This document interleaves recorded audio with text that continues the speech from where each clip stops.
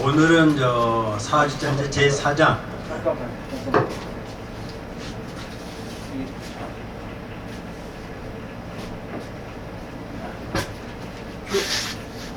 네, 오늘은 가족복지 정책 40제 강의를 하겠습니다.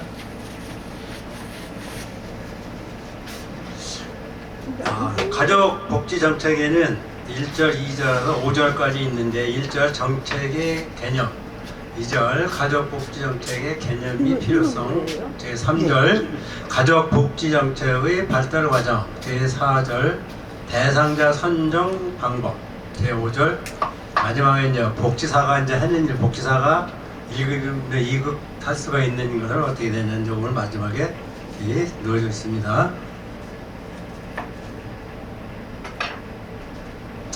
학습 목표는 아시다시피 정책 개념에서 알고 복지 정책 개념 필요성에 대해 알고 가족 정책 발달 과정에 대해서 알고 대상자 선정 방법에 대해 알 수 있다. 제5절 복지사에 대해 알 수 있다. 복지사가 이제 어떤 일을 해나 그런 거에 대해서 이제 마지막 5절에 그게 나와 있습니다.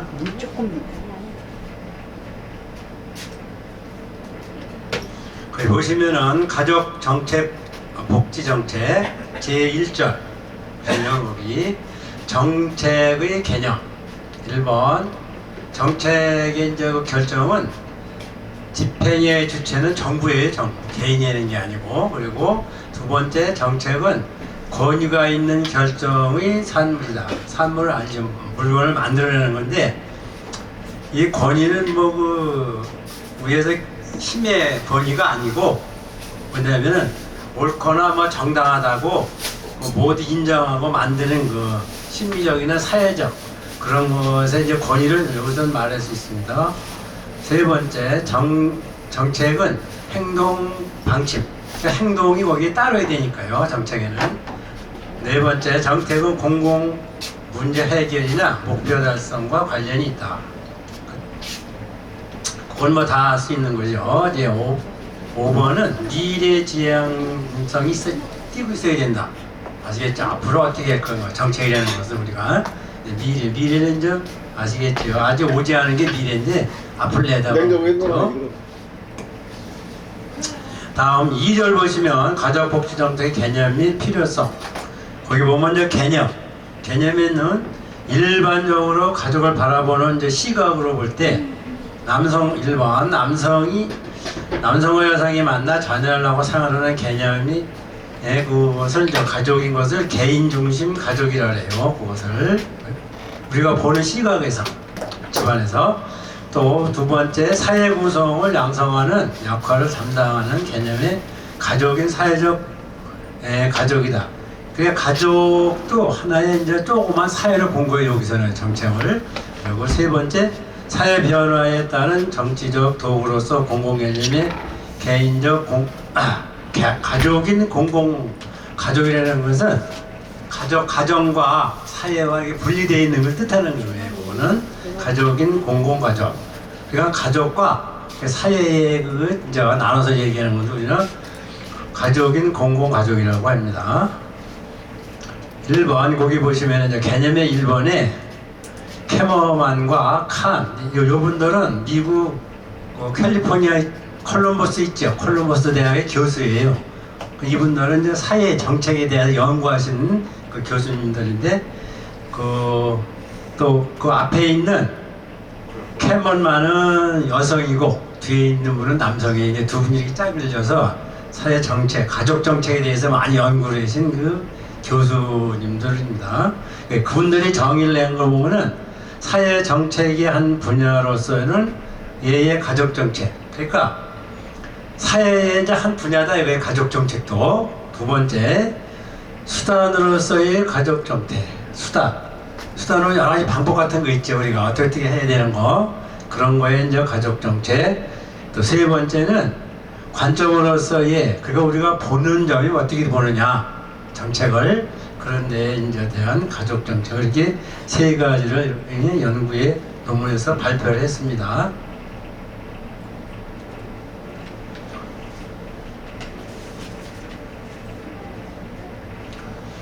다음 페이지 보시면 거기는 이제 또 개념에 대해서 이제 두 번째 가족복지 정책의 주요 요소. 첫 번째 재생산 기능. 재생산이라는 것은 물건을 만들어내는 게 아니고요. 자녀를 낳는 거, 아기를 낳는 걸 뜻해요. 여기서는요. 그 낳으면 어떻게 될까요? 그 제도로서 이제 양육을 할 수 있게 해주고 또 아동 프로그램 서비스를요 그런 정책을 이제 정부에서 해주는 거죠. 둘째는 경제적 기능을 지원으로써 우리가 직업 훈련 같은 거 있죠. 네, 그런 거라든가 가족 수당도 주고 가족에 대한 소득 공제도 하죠. 올해 소득 공제가 1,500원을 내야 돼. 받는 게 아니라 돈을 조금 벌어 사는가 봐요. 작년에 조금 받았는데 그때 그런 게 있더라고요. 그래서 경제적 기능 지원 제도로 직업훈련, 또 가족수당, 그리고 또 소득공제를 할 수가 있다. 아시겠죠? 그리고 이제 세 번째, 증가하고 있는 노인 인구. 노인이 지금 많이 늘어나죠? 지금 공원에 가시면 거의 노인 천국이에요. 네. 거긴 또 할머니들은 별로 없어. 할아버지다. 그래서 할머니들은 할 일이 많은, 뭐 있어요 또. 저녁 때 식당 가보세요. 할머니들, 남자들 참 없어요. 커피숍 같은 데도. 참, 저도 이제 나이가 있어요. 노인이지만은 참 남자 노인들 불쌍합니다. 사실은. 네. 그 TV에서 좀 프로그램 좀 많이 그 노인들을 위해서 만들어야 되는데 그게 없잖아요. 훨씬 더 젊은 사람들을 위해서 만든 게 많아요. 근데 이제 토요일날, 일요일날 나오는 그 건강대한 건 좀 그 볼만하더라고요. 보면은요. 그런 거는. 그래서 거기 인구에 대한 보호와 또는 부양부담을 완화한다. 완화는 늦추는 거죠. 그런 거. 노인부양 프로그램 및 서비스. 노인부양 그 프로그램 이거 많이 해요. 그 저기서 복지관에서 많이 하죠. 네. 그런 데 가서 우리도 여기 평생교육원이지만은 진짜 이 사회복지를 하려면은 진짜 자격이 강사가 이게 석사 이상이 있어야 되고요. 근데 그에 제가 할 수 있는 거는 문해교육, 나머지 교육 강사 다 그 평생교육사가 그 심사를 해서 뽑을 수가 있어요. 그래서 저는 지금 문해교육사도 땄어요. 한글 가르치는 거 문해교육사. 여기서 할 수 있지. 네, 그리고 또 쉽게 배우는 그 어려운 한자. 이제 그것도 이제 지도사 짝이 또 있어요. 그것도 다. 필요한 건 이제 그것도 해놨으니까. 또 원래 제가 전공이 그 한자. 그러니까 한문이 아니라 한자. 그러니까 한자면은 글자 하나고 한자 하면은 이런 거 한자 얘기하는 거예요. 그러니까 두 자로 된 거는 한자어라고 그래요. 그걸 우리말로는 단어라 그러죠. 단어. 그 한문은 그런 문자예요. 그러니까 한자로 된 문자, 도노, 맹자 그런 걸 한문이라는 거예요. 근데 우리는 한자도 한문이래. 한자도 한문. 그걸 좀 잘 기억을 하세요. 그 낮자는 한자, 두자는 한자어. 분자로 된 거는 한문. 그렇게 하시면 돼요. 그거는. 그래서 그렇게 프로그램을 만들어서 여러 가지를 하더라고요. 여러 가지 하잖아요. 노래 예술 듣고 여러 가지요. 네, 그런 것을 이제 주요 정책의 요소로 들어간다 그런 뜻이에요. 그 표를 보시면은 오늘 한번 읽어보시면 돼요. 오늘 뭐 소득 지원도 있고 근로, 교육, 뭐 보건, 주택. 저 어려운 사람들은 그 정부에서요 방을 얻어줘요. 네. 그러니까 기초생활수급자인가요? 그런 분들은 방을 또 집을 얻어주더라고요. 네, 나라에서 빌라든 아파트든 참 좋은 세상이죠. 그런 거 보면은. 그리고 또 사회복지 서비스, 가족상담, 뭐 아동복지, 노인복지. 왜 그 부부가 이렇게 일을 하시면 애들 그 저녁에까지 데리고 있는 데 있죠. 응? 그런 것도 다 그 아동복지에 들어가는 거니까요. 예, 노인복지는 뭐 사실 노인복지가 이제 요새 그 일들을 많이 하세요. 시니어들이 3시간짜리는 29만원, 뭐 이틀에 한 번씩 나가는 사흘에 한 번씩 그런 거가 있고요. 그건 그다 노인복지예요. 그런 거예요. 근데 옛날에는 그냥 돈을 줬대요. 뭐 3만원인가를 그래 그렇게 돈을 주니까 맨날 술만 먹고 그냥 이게 엉뚱한 짓을 해더래요. 그래서 그러면 어느 분이 그래 일을 시키고 주자. 그 보람이 있잖아 일단은. 예. 3시간이나 왔다 갔다 하는 거니까. 예. 그 지하철 그거 보시면은 그 안내하는 거 보니까 제가 매일 만나는 분이 있어요. 그분이 한동안 안 만나서 엊그저께 만났는데 거기가 6군데가 있는데 한 군데서 일주일씩 가야 돼요. 그러니까 6번 돌아오니까 그게 시간이 걸린 거예요. 나한테 여기 오는 게. 그 양반이. 그 저하고 한동경을 하더라고요. 그래서 뭘 하시느냐 그래서 이런 거 했나 했더니 저도 좀 해달라는 거야. 근데 제가 하는 좀 힘든 일이거든요. 사실은요. 장애인 그 지원사가 쉬운 일이 아니에요. 사실은. 그렇게 해서 보시면 되고 가장 뽀글 먹는 거 있죠. 뭐 이혼, 양육비. 그 양육비 안 줘도 법에 걸리잖아요. 그죠? 네. 아동 지원, 뭐 입양, 가족 폭력, 상속 그런 거에 대해서 이제 이렇게 지어들어 볼 수 있다.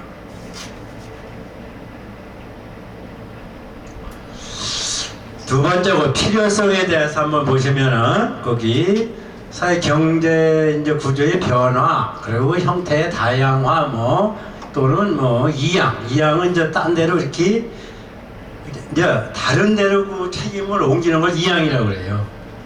그래서 양자는 그 양보할 양자에 그게 양보하다. 이는 옮기기. 그거 시골에서 보면 볕단을 벼 있죠. 벼를 벼갖고 어떻게 논에다가요. 세웠죠.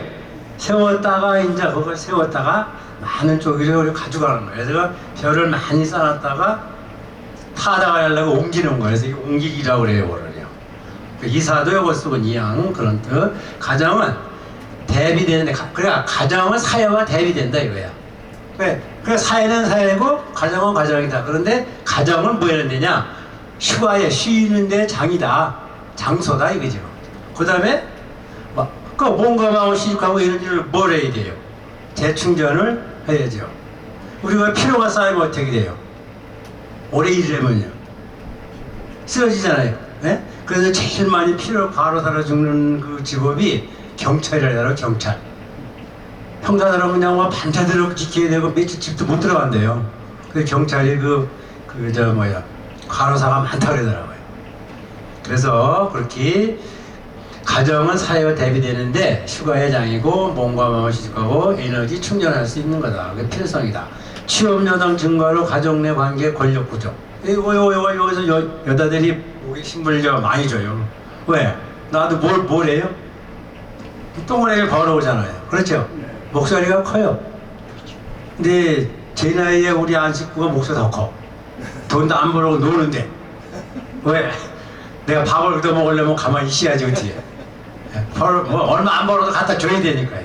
저녁 일찍 꼬박꼬박 들어가고. 그러면 이제 그게 있어요. 나이가 먹으니까 돈이 덜 들어요. 왜냐면 요거 할 사람이 점점 없어져. 원래 되게 좋아하는 사람인데 그러니까 엄청 반가워요 그거에 집에서는. 근데 이제 싫어하는 게 있어. 5일 지냈으면 집구석에 좀 있어야 되는데 또 보낸다고 나간다는 거야. 토요일날 이제 저녁은 꼭 또 여기 와야지. 근데 또 한 가지가 있어요. 그러면 열심히 가서 하면은 뭔가 좀 가져와야 될 거 아니냐. 아까 돈 때문에 얘기했지만. 그럼 우리 딸한테 되게 혼났어요. 그런데 왜 다니냐고. 그래서 나는 이쪽 배운 걸 조금 더 트레이닝 하려고 다니는 거다. 이렇게 얘기했죠. 그래요?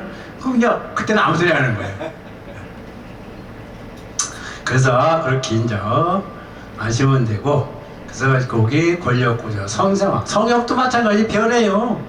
요새 거의 남자들이 설거지하고 그러잖아요. 청소하고. 네, 그런 뜻. 그래서 가족과 사회관계에 대한 인식도 변한다. 가족과 사회에 대한 것도 점점 변해진다 이거예요. 무슨 얘기냐면은 점점 사람들이 개인주의가 돼갖고 짜져. 점점. 특히 인사도 잘 안 하고. 그 인사도 어릴 때부터 해야 되겠더라고요. 보니까. 커서는 안 돼. 그래서 초등학교 선생님하고 대학 교수하고 이제 싸우는데 어떻게 싸우는지 알아요? 애가 말을 안 듣는 거예요. 그러니까 초등학교 선생은 가정에서 못 가르쳐서 그랬더라고. 대학 교수는 초등학교에서 못 가르쳐서 그랬다 이게요. 그런데 이 집에서 잘 가르쳐야 돼요. 제가 한자 기억을 해봤는데 4학년, 3학년 이상이 되면 한자를 못해요. 근데 1, 2학년 있죠. 유치원생 먼저 그 7살짜리 걔들이 잘해요. 그러니까 백지 상태에 집어넣어야 돼. 뭐든지. 그래갖고 그때만 초등학교 2, 2학년 때만 한자 천자만 어떻게 가르쳐주면은요, 다른 글자는 다 알아. 그냥 자동적으로 알게 돼 있어요. 근데 그게 안 되잖아. 교육을 안 시켜. 아무리 한글이 좋다 그래도 몇 개 빼놓고는 이렇게 옆에 있는 토시 있죠. 그거 빼놓고는 다 한자어예요. 사실은. 네. 맞죠? 한자를 어떤 걸 쓰냐에 따라서 뜻이 바뀌는 거예요. 우리가 뭐 의사 이렇게 하잖아요. 병을 고치는 의사인지 내 뜻인지는 뭐 길고 짧게 되잖아요. 문장 하나 써야지만은. 그래서 그것만 당근하지 나서는 한자 쓰면 아주 금방 알죠. 그런 거 있고요. 이제 어디 그 1번 보시면 가족 기능의 인정곡이 약화되는 거예요. 70년 이후에 사회의 급속한 산업화, 변했지 사회가요. 예? 가족 기능에도 많은 변화가 수반됐다. 수반은 짝이 돼서 따라오는 거 수반이라고 그래. 근데 괜히 따라오는 거예요. 그것 때문에 뭔가가. 그래서 현대 사회에 들어가 구조 변화, 여성들 가족에 대한 희생, 인내에 대한 가치관의 변화. 그런 게 변화가 되는 거예요. 희생은 알죠. 저게 시자가 희생하다 뭐 저기 그 소가 이렇게 들뜨는 거예요. 소가 의로운 거. 그럴 때 그게 이제 그래서 소는 잡으면 버리는 게 없어요. 그렇죠? 근데 개는요. 개는 죽이면 뭐부터 해요? 털부터 까실리잖아. 그렇죠? 그래서 우리가 일을 해도 안 돼 뭐라 그래? 못 했다 그래. 아이고 개털 됐어 그러잖아. 개털은 못 쓰는 거예요. 그래서 그나올 연자 있죠. 예? 고기육 옆에 개견 밑에 불어요. 고기를 개로 쓸 때는 밑에다가 불을 놔. 그 털을 까시는 거예요. 그게 자연적인 거예요. 아시겠죠? 그래서 자연이면 뭐라 그래요? 자연이면 그래 그냥 그냥 자연이 그러죠. 아니 스스로 그렇게 된 게 자연이에요. 아시겠죠? 그거는 여기서 뭐 생태도 마찬가지예요. 소가 날 때부터 그냥 고생이 희생하는 거예요. 그렇잖아요? 좀 크면 뭐예요? 얘는 들에서 일했잖아. 희생, 그런 뭐 자기 가족에 대한 자기 희생, 여성들이 또 인내에 대한 가치관의 이제 변화, 참가하고 사회 활동에 참가해 여러 가지 문제가 대두됐어요. 뭔가 그냥 대두라는 것은 그 들 때짜리 머리를 드는 거예요. 그 뭔가 새로운 게 자꾸 튀어나와. 자기도 모르게. 그 대두됐다고 그래요. 한자로 쓰면은 대두의 시작. 대두의 시작이 뭐냐면은 뭐 이혼, 뭐 별거, 뭐 이런 게 나오는 거예요, 자꾸. 그래서 해체가 되고 점점 퇴색이 돼요. 요새 그냥 이혼도 많이 하시잖아요. 그 텔레비 나오는 이혼부 나오는 거 보면 아이고 창피해서 어떻게 이거 나오니까. 가족도 탈리고 그래도 뻔뻔해. 거기서도 사고. 근데 거기 누가 그러는데 한 500만 원 준대 나오면 300만 원인가? 그 돈 먹으러 나오나 봐. 세상에. 그거 어떻게 나오니까 그거요. 창피하지 않아요? 근데 진짜님 몰라도 성질 모르는 다 안 좋다고만 돈 내고다. 그래서 싸우게 돼 있어요. 그래서 보니까. 인내는 뭐 참여 진짜인데 그러고 뭐 안 되고 이제 그래서 그렇게 해서 이제 가족의 기능이 이제 힘이 없어지는 거 약화는 약할 약이니까 그 약자도 재밌어요. 활에다가 활을 많이 써면 활이 어떻게 돼요? 힘이 없잖아. 그래. 그래서 그거 이제 활에다가 활을 많이 쏜 거예요. 화살을. 그래서 약해졌다는 뜻이에요. 그게. 거기다 물수를 쓰면 어떻게 될까요? 물에서 힘이 약해지면 어떻게 돼요? 빠지잖아. 그래서 빠지리기 하는 거예요. 물에서 힘이 좀 빠지잖아 우리가요. 그래서 빠져주는 걸 익사. 그때 그걸 이제 쓸 수가 있어요. 다음 두 번 사회적인 변화, 가족의 주기상. 가족 주기상이라는 걸 이제 가족들이 뭐 남녀가 결혼해서 자식 낳고 해다가 노인네들 둘이 사는 그 과정을 가족의 이제 주기상이라고 해요. 그런 뜻이에요. 변화가 현재 나타나고 있다. 그거 있잖아요. 왜 이제 다 돌아가시면 이제 둥지 마냥 두뇌만 있다가 한 사람 가면 또 어떻게 돼요? 그래서 누가 그러더라고. 마누라를 남편을 너무 사랑하지 말래요. 왜냐하면 너무 사랑해도 한 분이 죽으면은 보통 한 달이나 두세 대 죽는데. 그게 그리워서. 그래서 저는 참 이렇게 보면 좋아해도 거진단이 저쪽방에 가 있으니까 내가 바빠서 내가 바빠서 그래서 전화 와서 쫓아가서 만나고 이쪽 방에 있다. 그럼 그게 사실이에요. 보니까 이제 이렇게 제가 겪어보니까 그 옆에서 보니까 다음 여성의 경제활동 증대와 가족 분양 기능이 약화된다. 아시겠죠? 사회적 변화로 해서 또 빈곤 가족이 증가하고 있다. 빈곤 가족. 요건 무슨 얘기냐면은요. 뭐 자살은 자살지만 이제 두뇌가 있다 헤어졌어요. 이혼했어. 그럼 어떻게 돼요? 가정이 어려워지잖아요. 남편이 돈을 벌어와야 부인이 해야 되는데 갈라지면 남자도 어렵고 부인도 그렇잖아요. 지금. 근데 부인들 여자들은 그렇지 않아 또 할 일이 많더라고요. 지금 보면은. 그래서 이제 더 잘 살아. 우리 그 동네에 그 한 미친놈이 있는데 그 미친놈이에요. 왜냐면은 버스 운전을 오래 했어요. 그래갖고 야 월 490만 원인 걸 받더라고. 그 8시간 노동에 코스를 뭐 2번인가 왔다 갔다 하면 되는 거예요. 코스가. 그래갖고 이제 정년을 하기 전에 요거 뭐 다단계인가 뭐 돈 다단계 해갖고 이 돈을 또 지도만 썼으면 괜찮은데 그거 저 뭐야 대출 받고 이렇게 해갖고 몇천만 원을 그게 날렸어요.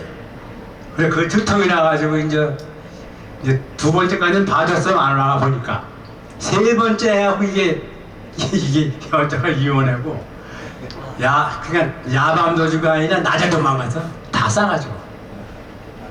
예? 그러면은 그 친구가 하는 소리가 100만 원씩 줬다 이거예요. 생활비로. 그걸 받아야 되지 않느냐. 50만 원을 반을. 미친 소리다 했는데 내 돈에서 떠나가면 그쪽 돈이지 왜 네 돈이야 그게. 다 소용없는 짓이요. 그러면은 그 안식구로 일을 하면서 그 돈하고 얼마나 맞겠어요. 그렇죠? 똥똥 얼고 산다고 나가서 그게 딸 말도 안 들고 사위 말도 안 들고 그래서 혼자 이혼돼갖고 또 집 팔아가지고 또 반땡 또 100, 500, 1억 5천만 원씩 또 나눠갖고 아이고 참 불쌍한 거예요 그게. 그래서 이제 요게 생기는 거예요. 빈곤 가족이 그렇게 생긴다 이게. 지금 세대가 옛날에는 뭐 부모가 빈곤이면 다 빈곤이잖아요. 옛날에 먹고 살기 바빴으니까 사회 변화가 어렵다 이거예요. 자녀형에 대한 부담이 증가한다. 요건 아시잖아요. 뭐 학원 보내야지 뭐 해야지 그냥 또 뭐 낡게 사달라고 낡게 사줘야지 그 부담이 많이 가는 거예요. 그게 이제 사회의 변화가 됩니다. 다음 페이지 보면은 여기 보면은 3절은 가족 정책의 이제 발달 과정에서 1단계는 1879년도 이제 1929년 19세기에 보기는 초자는 처음을 얘기하는 거예요. 그거는 초기로 해야 되는데 그냥 초로 해도 돼요. 급속한 산업화와 이제 도시 진행으로서 이제 그렇게 발달 과정이 됐고 임금 근로자 가족 내의 높은 빈곤율이 높은 영아 사망률이 사회적 문제가 대두됐다. 그러니까 임금 근로자의 그러니까 임금을 받으려면 사실은 그렇잖아요. 옛날에 제대로 줬습니까? 그렇죠? 일을 해야 되고 거기다 보니까 빈곤율도 높아지고 영어는 그 갓난아기 영자에 그게 영어야 뭐 그냥 나이 한 6년 안에 뭐 그러는 걸 따뜻한데요. 다음 여성복지센터 아동복지센터 설립 빈곤한 어머니 과부모 고아의 재현적 여기에는 이제 현금을 줬어요. 현금 급여 지급하고 이제 공적 개입을 했다. 이제 여러 가지가 이제 그거를 사회적으로 개입을 했다 이거죠. 2단계에는 1930년부터 1944년 제2차 세계대전 시기로 엄청난 출산율이 하락됐잖아요. 왜? 부인들이 나와 죽었잖아요. 안식구가 그런 얘기 하더라고요. 여보 왜? 그 미국 시민들이 트럼프한테 그러면 너 아들 딸부터 전선에 보내라고 그 얘기 했다. 그러니까 뭐라고 하더라고요, 그 트럼프가. 그 잘못된 거죠. 아, 그렇죠. 네. 정정도 보내야지. 그 얘기를 그 텔레비에 나왔다더라고. 그러니까 그러다 보니까 뭐 남자하고 있을 시간이 없으니까 출산율이 어떻게 돼? 떨어지겠죠. 하라고 해? 떨어지고 이제 사회적 우려가 이제 우려라는 건 이제 근시문자예요. 그 려자는 재밌어요. 그게 도모자 밑에 생각사자예요. 그래서 저게 염려할 려자. 그러니까 잘 생각해봐요. 범이 나타난다고 생각을 해봐요. 뭐 염려가 되죠. 네. 그래서 지배적으로 있었다. 세계대전 속에서 가정의 불안정, 뭐 증가, 뭐 부모 권위 약화, 사회적 위협이 됨. 사회적 위협으로 위협으로는 독일, 이태리, 스페인, 프랑스, 일본. 거기가 전쟁을 많이 했잖아요. 그쪽 나라들이요. 그래서 거기에 또 이제 그렇게 되다 보니까 출산수당과 결혼자금을 대부는 아시겠죠?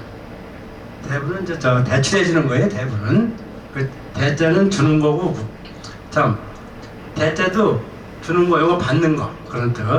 다음 3단계 보시면은 1945년에서 1959년 전쟁의 종결로 평화의 길로 출산이 높아졌어요. 이제 가족은 다시 안정화되는 경향을 보였고, 또 보편주의.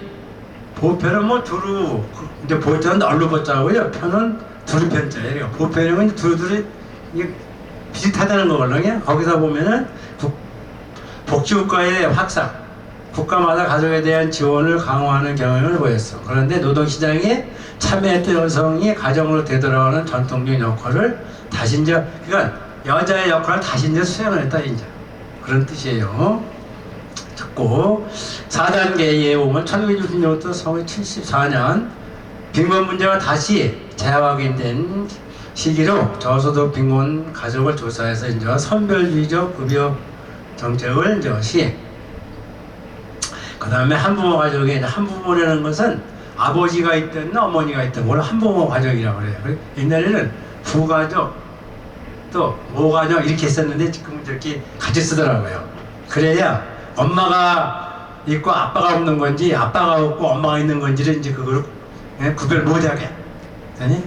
우리가 원래 그 노인복지라고 많이 해요. 노인들. 그 요양 와서 노인이라고 쓰면 혼나요. 그냥 나이가 어려도 거기 오면 어르신이요. 아, 그게 참 불편하더라고요.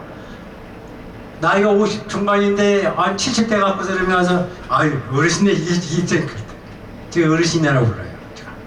그런 거 보시면은 우리가 거기에 대해서 이제 소득이 이제 불리하니까 조세는 어떻게 돼요? 감면된 제도를 이제 계산했다. 세금을 깎아줘야 될 거 아니에요. 그런 사람은요.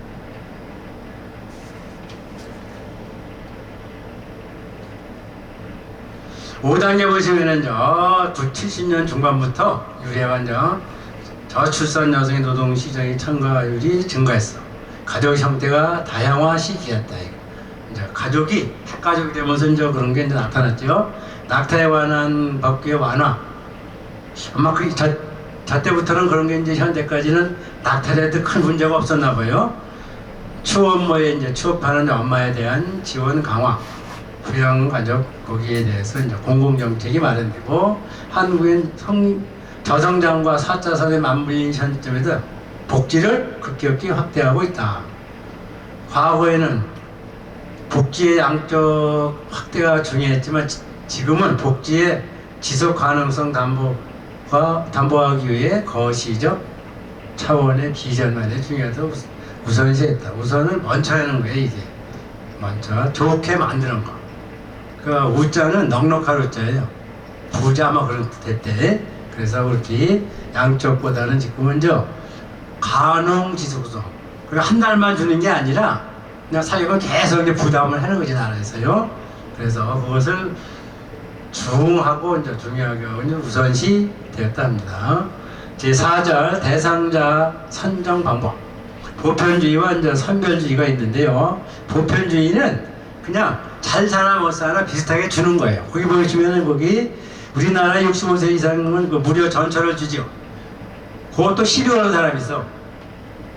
그게 줘서 뭐 적자래요, 지하철이. 예. 그 지하철이는 사람 많이 타면 전기수가 덜 나오는데 했더니 아니래. 많이 타면 전기가 더 들어간대. 무거워서. 난 전기를 그냥 나왔더니 그게 아니더라니까요. 근데 그런 거 있잖아요. 또 초중등 의무교육. 요새 서울은 또 약간 장애인 봐야든 이제 버스를 한 달에 5만 원을 줘요. 돈을 주는 게 아니고 그 저기 통장에다 입금을 시켜. 어떻게 시키냐? 5만 원까지만 써라 이거야. 5만 원까지. 그 5만 원이 넘어가는 건 네가 안 해. 교통비. 교통비만 해. 딴 건 안 돼. 근데 그걸 남이 썼다. 큰일 나요. 그게 안 되더라고 또. 내가 이제 안식과트 다녔더니 안식과가 6급장인데 그게 나오는데 큰일 난다고 안 된다 그러더라고요.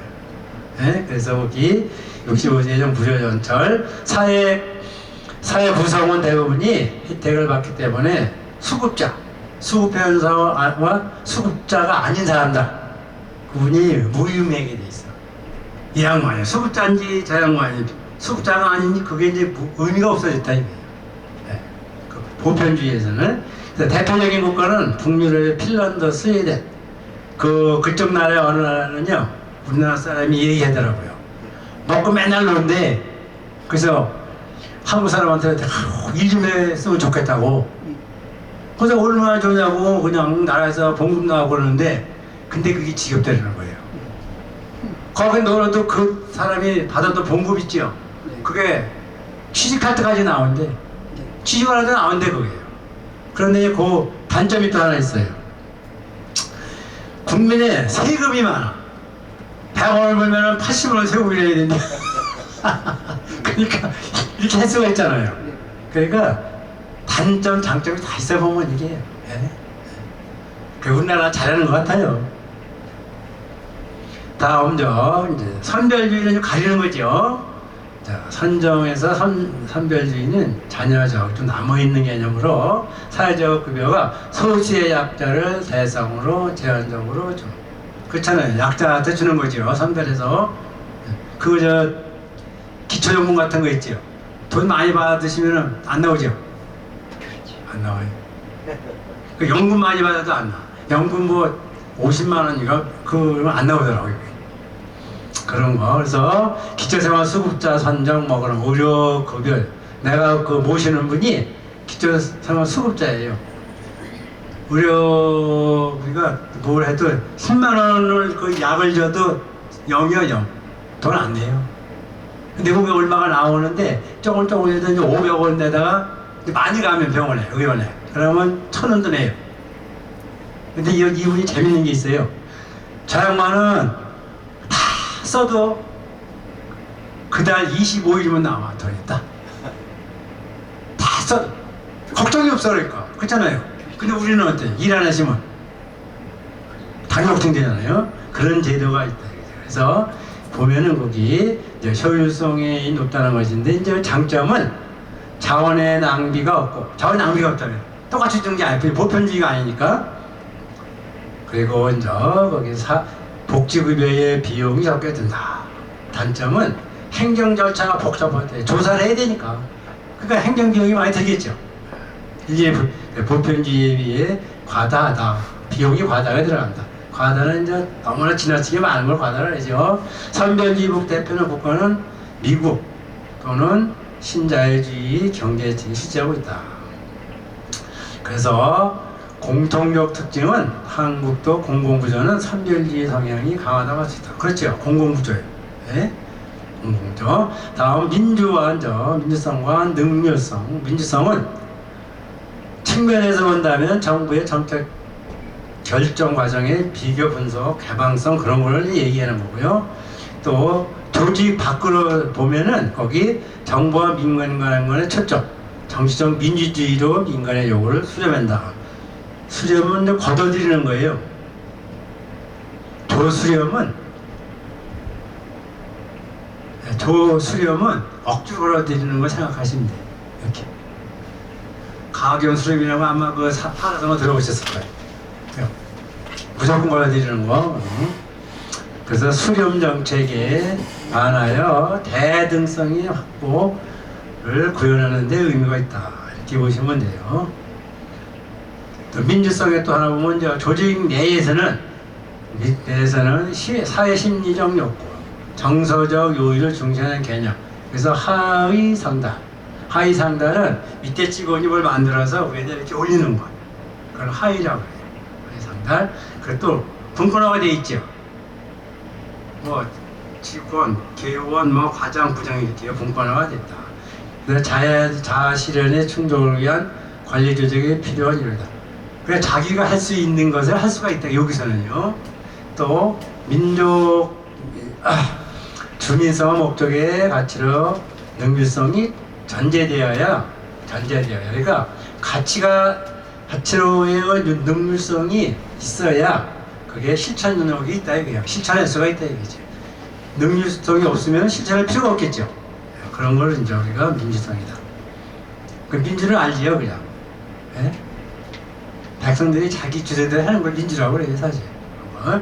능률성, 정책 결정에서 능률성의 기조를 투입과 산출입의 비율을 의미한다. 투입, 저 투자는 던질 투자예요.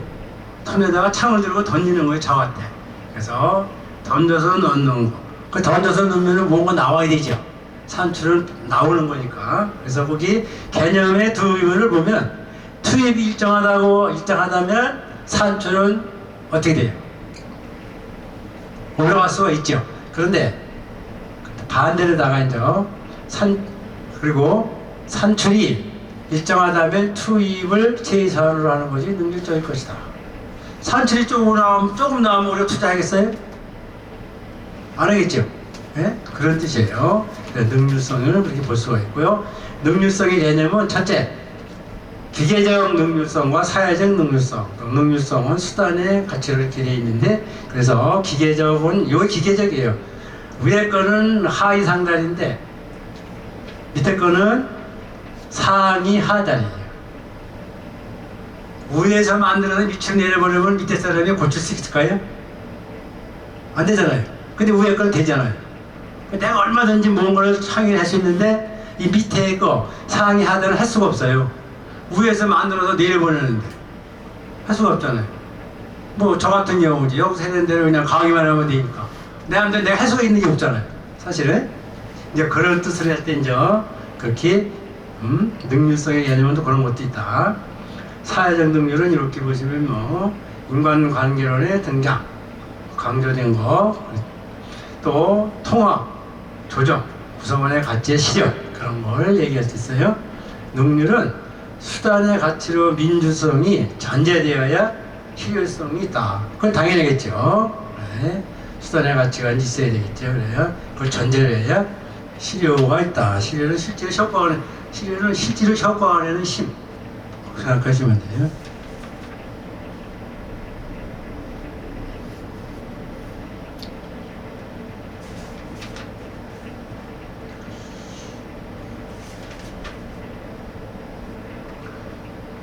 이번에는 이제 거기 보시면 3번 평행봉 이론과 사다리 이론. 평행봉 아시죠? 네, 그 봉자는요, 다른 막대기, 몽둥이 그런 뜻이에요, 저게 봉자가. 우리 곤봉이라는 말 많이 들었죠. 막 돌리는 거예요. 그럴 때 두 봉자 써요. 그래서 가족복지위원회라는 역할이 있는데 공적 역할과 민간 역할이 있어서 취급하는 상대자를 명백히 다르게 구분한다 이거예요. 평행선은 어때요? 평행봉은 이게 아무리 가도 만날 수가 없잖아요. 못 만나죠. 그런 뜻이에요. 그래서 사다리 이론은 올라가는 거예요, 자꾸. 사다리 이론은 그렇게 최저 생활 유지하는 데 필요한 비용, 그런 것을 얘기할 수 있고, 예, 계속적으로 확실하게 확보해야 한다는 것을 주장할 수 있다. 그 밑에 보시면 사다리 모양으로 구조적인 부분에서 국민 최저 생활 국가의 책임이 있고, 점차 상층부에는 민간의 사회 서비스를 위치시켜가는 방식을 한다. 그러니까 이 정부에서도 위로 올라갈수록 민간인한테 많이 이렇게 의뢰를 해요, 사실은. 저번에 말씀하셨지만 사회복지관이 개인기 많잖아요, 회사께. 그런 뜻으로 여기 되어 있는 거예요, 저거는요. 사다리 이론이다, 이게. 사다리 올라가야 되는 거야. 또 5번 사회복지사. 이제 사회복지사 여기 이제 공부하시면은 사회복지사 이제 2급을 열심히 해서 점수가 잘 나와야 되는 거죠. 예. 여기서 또그 평생교육원 그 거진원에서 그 주셔야 돼. 거기다 학점이 다 들어가야 돼. 사실 아까도 말씀드렸지만 그 행정이 그 우리 이서진 교수님 말 맞다나 한 분이 있어야 돼요. 다 그 자료 만들고 다 왔다 갔다 해야 되고 뭘 보내야 되고 그걸 누가 할 것이니? 관사를 네. 저기로 근데 그게 이제 요새 뭐 임금이 싸요? 그렇잖아요. 그러면은 이거를 체제를 잘 하려면은 밑바닥에 뭐가 있어야 돼? 깔린 돈이 있어야 되잖아요. 투자를 했어야지. 예? 근데 그것이 자꾸 그 여러 가지 뭐 캡이 되니까 마음이 자꾸 저도 사실은 그래요. 크게 난 직책을 싫어하는 사람이 사실은 강의만 하고 마약 공부를 해서 마약만 전적으로 해야 되는데 갑자기 또 사회복지를 해갖고 이게 헷갈리는 거예요. 그런데 마약은 또 그냥 먼저 강의하는 거 이제 한 6가지가 있는데 그거 빼놓고 이제 자료 못 만드는 거지. 이것도 바빠요. 이거 끝나면 또 지역사회복지를 또 해야 되니까 그것도. 교체로 앞으로 과목을 교체하고 아니 과목을 바꿀 수가 없어. 대목이 끝나고 그러면은 거기 또 그거를 또 며칠 동안 할 걸 만들어야 되니까 그걸 한 번 해야 되기 쉬운 일이 아니더라고요. 나중에 다시 그거는 따로 운영합시다. 그래서 이제 거기 보면은 한국 사회복지 직업이 그 직업직자예요. 직업직의 현황. 그 직자가 재밌어요. 기르다가 모든 걸 잘 듣고 판단할 수 있는 거가 직업이에요, 자기가. 그렇잖아요. 거기에 그거 판단 못하는 직업 할 수가 없죠. 그래서 그 직자를 그렇게 쓰시면 돼요. 보건복지부 장관은 사회복지 전문 지식과 기술을 가진 사람에게 사회복지사 자격증을 발급하고 거기 또 이제 1급, 2급이 있어요. 정신건강으로 정신건강 의학 학교에 있는데 거기는 정신건강 강사 사회복지사가 있어요. 병원에 가면 그거 상담하는 사람이 있어요. 복지사가요. 또 학교도 있어요. 성폭행 뭐 그런 거 이런 거 학교 사회복지사가 또 근무를 해야 돼요. 무조건요. 예? 그런 자격증을 부여한다. 열심히 하시면 그런 걸 이제 부여할 수 있다. 두 번째 사회복지사의 자격은 사회복지사 자격 제도는 사회복지에 관한 전문 지식과 기술을 가진 사람에게 사회복지 자격을 부여한다. 이건 뭐 당연하겠죠. 예? 근데 사실은 이게 17과목을 배우시고 또 실수까지 해야 돼요. 그러면은 헷갈려요. 똑같이 여기 나오고 여기 나와도 이게 희한한 과목이 또 재미가 없고 졸려. 예? 모르겠어요. 제가 하는 건 졸려 올지 않는지 몰라도 예? 그래서 재밌게 하려도 이렇게 이 과목을 좀 힘들더라고요. 사실은요. 재밌게 하려면은 이건 그냥 놔두고 내 얘기만 해야 돼. 내 사례, 내가 살아온 거. 근데 무슨 중간고사나 기말고사나 그런 거 다 여기서 나와야 되니까 해야 되겠더라고요. 네. 저도 그냥 예를 들어 평행봉의 이름만 써놓고 그냥 몇 자 얘기하고 싶은데 이게 아니더라니까요. 가르쳐야지. 교수 가르쳐야지. 네. 배워야지. 그러니까 이제 이거를 그런 바람에 저도 또 공부를 또 하게 되는 거예요, 사실은. 그래서 남을 가르치면 자기 공부가 돼요, 사실은 또. 그렇게 해서 이제 복지사의 자격은 나오고 또 이제 복지사의 자격에 와서 사회복지사 복지사가 될 수 없는 거예요, 이거는 결격사회야, 이거는. 피성년 후견인 또는 피한년 후견인. 이거 피성년 후견이 뭐냐면은 질병이 있거나 죄가 있는 사람들은 후견인을 못 한다는 뜻이에요. 그것도 피한정 후견도 마찬가지예요. 그걸 계속 가지고 있는 사람, 그런 사람은 이게 안 된다 이거죠. 다음에 근거 있죠. 그 금은 금알금이죠. 그 골자는 그게 땜질할 골자예요. 그게 새를 그 골자는 부들고 골랑에 새를 굳게 하는 건 땜질밖에 없잖아. 그래서 땜질고라는 거예요. 땜질 골자. 그냥 근거니까 꼼짝을 못하는 거지. 어디가 있어야 돼요? 교도소. 근데 교도소에 있는데 일을 하는 사람이 아니야. 그냥 갇혀 있는 사람. 그 금고형을 받았다 그래요. 그런 사람을. 아시겠죠? 그래서 받지 아니라로 확정이 된 아니한 자. 근데 끝났어야 되는데 그게 안 됩니다. 법원의 판결에 따라서 상실되거나 정지된 자. 마약 아시죠? 마약. 대만 아시겠죠? 이거 대만. 향정신성 의약품이라는 것은요, 향을 빼면은 정신성 의약품인데, 정신성 의약품을 먹었는데, 마셨는데, 자꾸 그쪽으로 이렇게 쏠리는 거예요. 그 향은, 그 향한 향자가 랑자고요. 향한 향. 아시겠어요? 저 향한 향은요, 남쪽문의 집안에 그 입구가 문이에요, 문. 네? 그러니까, 남쪽에 문이 있으면 북쪽에 문이 있어야 돼요, 없어요? 그래서 한쪽에 문이 있어서 또 다른 방에도 문이 있다. 그런 뜻으로 만든 거예요. 입구는 조그마한 거 창문을 얘기하는 거예요. 예?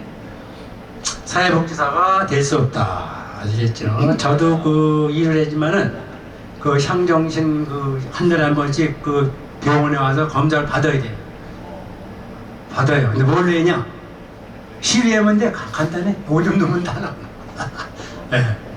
만약에 향정신성 의약품에 그 검사하고 나오면은 불합격이 안 돼요. 할 수가 없어. 사회복지사 1급 시험. 사회복지사 1급 취득하고자 하는 자는 국가시험에 합격을 해야 되겠죠. 매년 1회 이상 시험을 볼 수가 있다. 8년도 10월 24일 보건복지고시에서 이제 거기에 따라서 이제 한국산업인력공단이라고 저 공덕동 가면 있어요. 혹시 알아요? 그 산꼭대기에 있더라고, 저게. 공단이. 이제 그러다가 이제 2학이 됐어요. 1급 복지사 이제 시험을 볼 수 있는데, 근데 응시 자격은 어디서 서류를 내느냐? 한국사회복지협회. 사회복지사를 따시면은 이 협회에 등록을 하셔야 돼. 등록을 하는 소용없어요. 그 저는 이제 영등포에 그 협회에서 거기다 등록해놨지. 네. 심사, 그러니까 서류 심사죠. 그것은. 다음 보시면 사회복지사 1급 시험에서는요, 실무 경험과 관계가 없는 자격. 실무 경험이 없어도 될 수 있는 건 이렇게 사회복지학 또는 사업학을 전공하고 석사학위 또는 박사학위를 취득한 자. 그런 사람을 할 수 있다. 또 고등교육에 따른 대학에서 보건복지에 있는 하여튼 사회복지학이나 사회복지에 대한 것을 공부를 하셔야 돼, 일단은요. 이수하고 이수에서도 학사 자격을 취득하면 된다 이거죠. 또 법령에 따라서 이렇게 보시면은 동등한 이상의 학력이 있다고 인정하는 자로서 보건복지부령이 정하는 사회학 전공 과목과 사회복지 관련 교육 과목을 이수한 자. 외국 대학에서 하는 거 있죠. 대학원에서. 외국은 대학원에서 했는데 보건복부 장관이 인정을 해야 돼. 보건복부 장관이 인정을 안 하면 볼 수가 없는 거예요. 네, 아시겠죠? 다음 보시는 거기 실무 경험이 있어야 하는 응시자. 실무 경험. 전문대학에서 보건복지정교육계에서 사회복지학 전공 또는 사회복지 관련 경험을 이수한 하고 졸업한 자도 된다 이거죠. 법령의 고등교육법에 따른 전문대학을 졸업한 자와 동등 이상의 학력이 있다고 인정하는 자로서 이것도 보건복지령이 정하는 거. 그 령이라는 거는요, 법 밑에 있는 거예요, 사실은. 그 법에 대한 것을 다시 또 얘기하는 거. 뭐 조령 같은 거 있죠. 그런 거에 다 그런 걸 거기에서 사회복지학 전공 과목에서 관련 과목을 이수한 자. 다 우리 해당하는 자로서 1년 이상 사회복지 사업에 이제 실무 경험이 있는 자는 사회복지 1급 국가시험에 응시 자격이 있다. 이게 어렵다더라고요. 저도 한번 공부해봤는데 이게 글자 하나만 바꿔놔도 이게 몰라. 지문은 5개 나와. 사지선다형 같은데 이게 했는데 5개에서 하나 고르는 건데, 근데 이제 그걸 알아듣지. 말이 길면 왜 답이 많아? 글이 긴 거예요. 그게 이제 좀 자세히 풀이해놔서 그러더라고요. 그래서 거기 사회복지사 2급 자격증 취득. 이제 여기서 공부하시면 이제 마지막에 드리는 게 2급을 드려요. 2급을 드리는데 이제 그것도 진흥원에 거기서 이제 허락이 돼야 되니까요. 그러면은 보건복지부 장관이 그걸로 나서 나와요. 그게 증이 대학교에서 복지학교 관련 과목을 이수하고 학위를 취득한 자 2년제와 4년제에 대해 관계없이 필수 과목 10과목 아시죠? 선택이 7과목 총 17과목을 이수한 자 거기다가 이제 실습 한 과목 그거까지 해야 돼요. 이게 만만치 않아요. 사실 하다 보면은 그래도 여기서 하시는 거는 편하신 거야. 사이버 뭐 이렇게 방송 듣고 하는 거 그거 힘들어요. 저 사이버를 했는데 그게 보통 일이 아니에요. 다 들어야 되고 또 시험 컴퓨터로 시험 봐야 돼 또 그것도 빨리빨리 해야 되고 100문제면 100분밖에 안 줘요.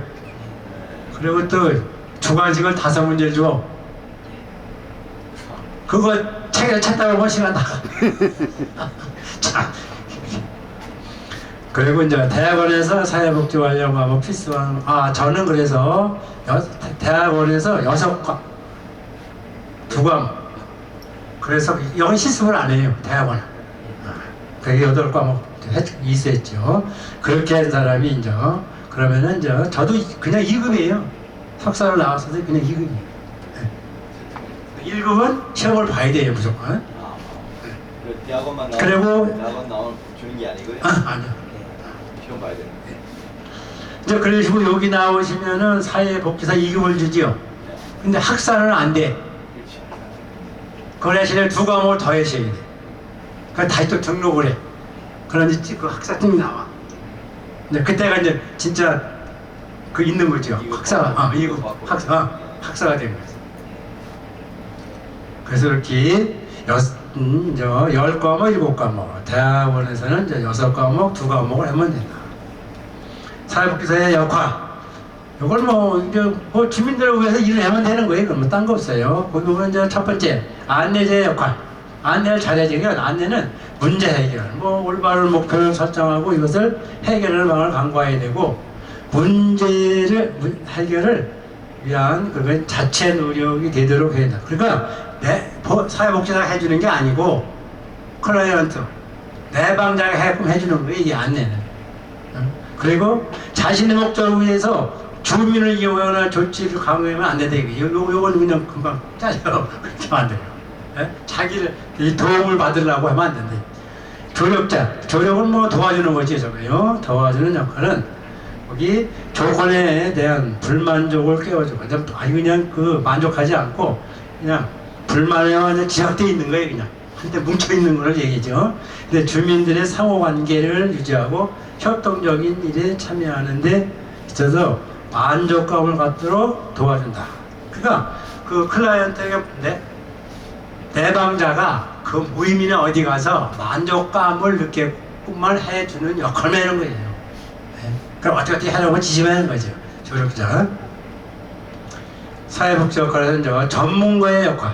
전문가는 보시면은 지역사회 사업가에게 필요한 자료의 정보. 그러니까 지역사회에서 사업하는 사람한테 자료를 제공하고 그 직접적인 충고도 듣는 거예요. 복지사가. 그래서 그걸 가지고 이제 사회복지에 이제 거기에 필요한 조사, 자료에서 쓰고 기술상의 경험, 자원의 출처 그런 거, 방법상의 충고 등을 제공한다. 아시겠죠? 그러니까 전문가를 찾아와서 거기서 이제 얘기도 듣고 그걸 가지고 클라이언트한테 이제 얘기를 해주는 거다. 그런 뜻으로 보시면 돼요. 치료자의 역할. 저 치료라는 것은 병을 치료하는 것도 되지만 그 료자가 병 고칠 료자예요. 이렇게 된 그 병력 안에 있는 게 그게 불밝힐 료자예요. 병을 불밝히면서 이렇게 환하게 해서 근데 고친다는 뜻으로 돼 있어요. 저기 있잖아요. 알겠죠?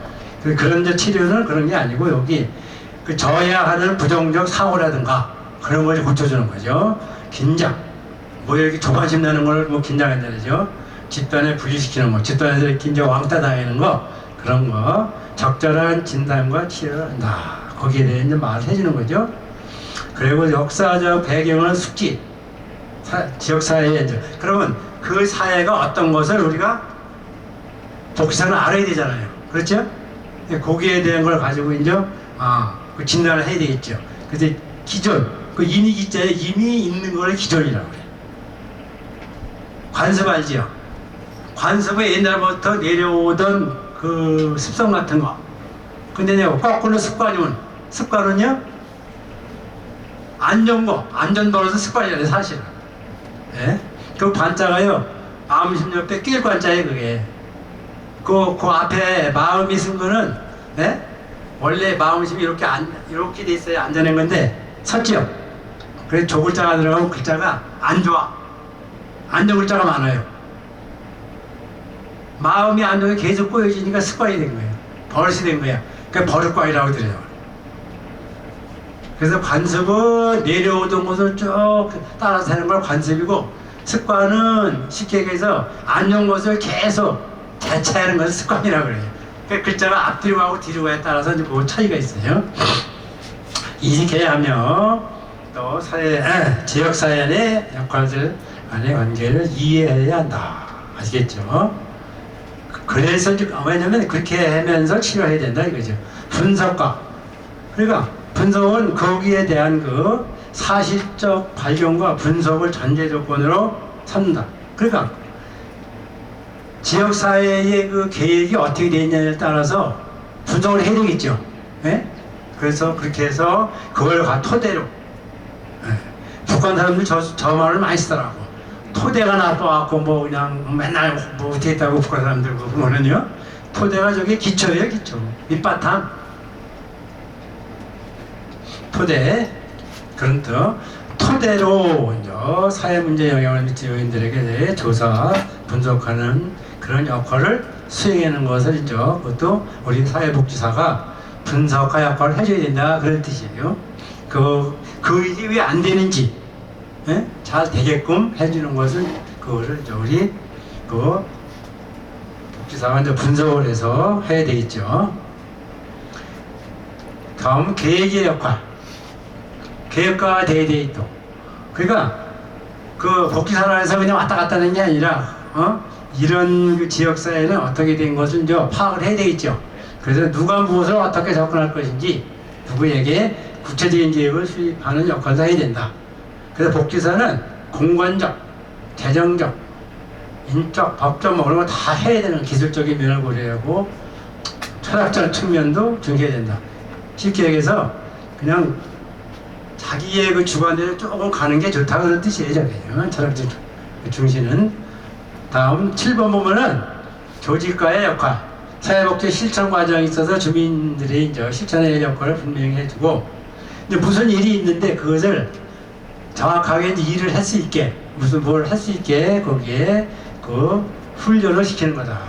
참여의식을 고취시켜 지역사회가 수립된 계획을 제도화하여 스스로 추진해 나가도록 사기와 능력을 붙든다. 그러니까 거기에 있는 그 클라이언트들, 그러니까 거기 내방자, 거기 있는 분들이 스스로 할 수 있게끔 그건 뭉쳐서 할 수 있게끔 해주는 역할도 해야 된다. 다 행정가의 역할, 지역사회 이제 프로그램 이런까지 효율적이고 효과적으로 달성하기 위해서는 인적, 물적 자원을 관리하는 역할도 해야 된다. 이게 행정이 참 어려운 거예요, 사실은. 쉬운 것 같아도요. 네. 그런 것도 해야 되고, 그래서 유의점은 프로그램을 운영하는 기초과 절차를 적용. 형식적인 면보다 어떻게 돼요? 적절한 융통성을 발휘해야 돼요. 빛을 내야 돼요, 사실은. 네. 그렇게 하려면은 오래 해야 되겠죠, 사회복지사가. 네.